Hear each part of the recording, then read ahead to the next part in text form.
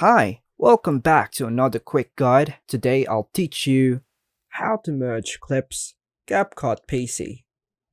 And it's literally an easy process, so make sure to watch until the end of the video to know how it's done. To merge clips in CapCut on PC, follow these steps. Firstly, launch the CapCut application on your PC or website. Click on New Project to start a new project and choose a size dimension. Import the video clips that you want to merge into your project.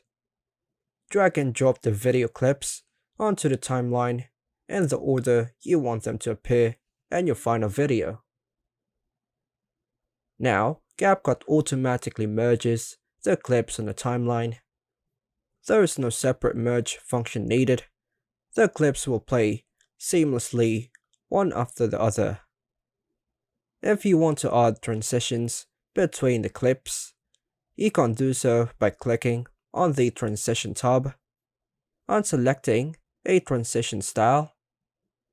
Drag and drop the transition between the clips on the timeline. Once you have arranged and merged your clips to your satisfaction, preview the video to ensure everything looks as intended.